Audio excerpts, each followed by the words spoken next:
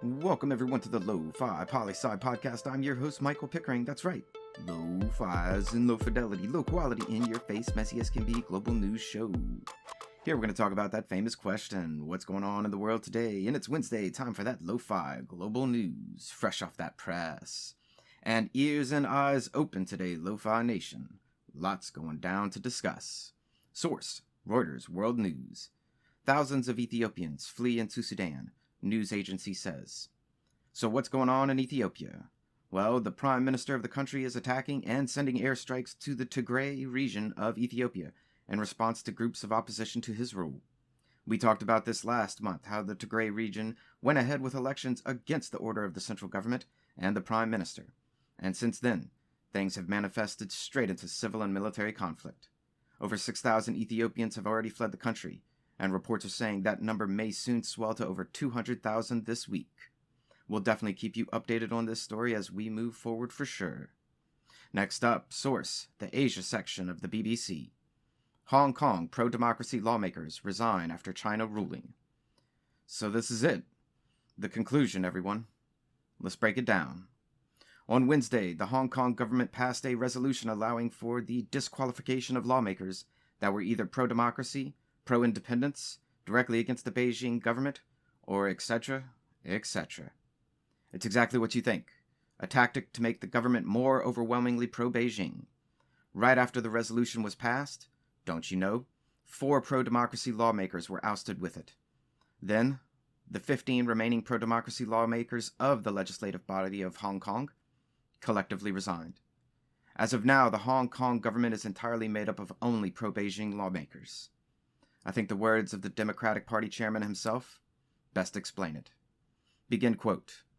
We can no longer tell the world that we still have one country, two systems. This declares its official death. End quote. We've been following this story since we began in March, Lo-Fi Nation. Write in, give me your thoughts. And our following story comes from that World News of Reuters. Hungarian government proposes constitutional amendment mandating Christian gender roles. Let's just throw this one straight out there into the verse, Lo-Fi Nation. A constitutional amendment has been sent to Parliament in Hungary, proposed by the Justice Minister, stating that children should be raised according to Hungary's Christian culture. And, quoting the Justice Minister here, begin quote, the basis for the family relations is marriage. The mother is a woman, the father is a man. End quote. This is just the latest attempt by the Hungarian government to curtail freedoms in the country. But this is a massive move. This move could cement in the constitution of the country what children will be taught in schools and the basis of their socialization as they grow up to be adults. You can imagine my thoughts on this one. Again, write in. I want to know yours. Now we're coming at you with one from the international section of the AP. 2 stories together. The first one, Russian peacekeepers deployed to secure Nagorno-Karabakh truce. And the second story, thousands demand Armenian PM resign over truce agreement.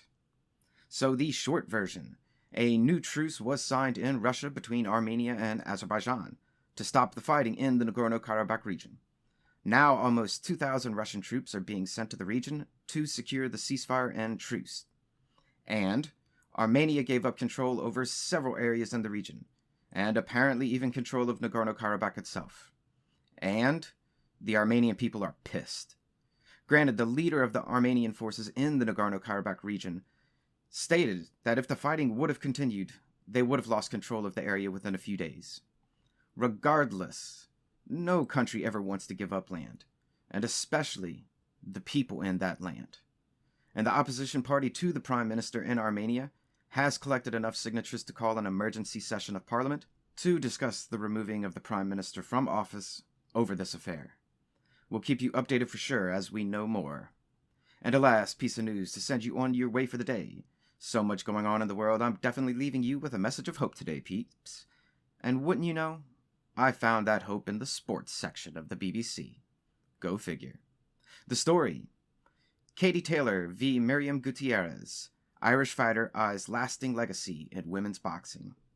That's right, this coming Saturday, Katie Taylor defends her undisputed world lightweight champion belt.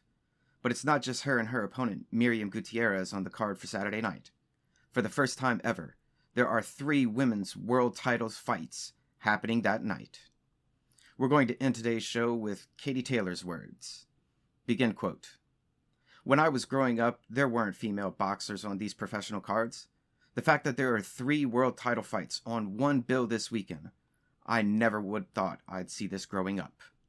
That in itself is a great legacy. I want girls to do even better than I have done in my career. That is what true legacy looks like. End quote. Always remember that Lofi Poli Sci is more than just me.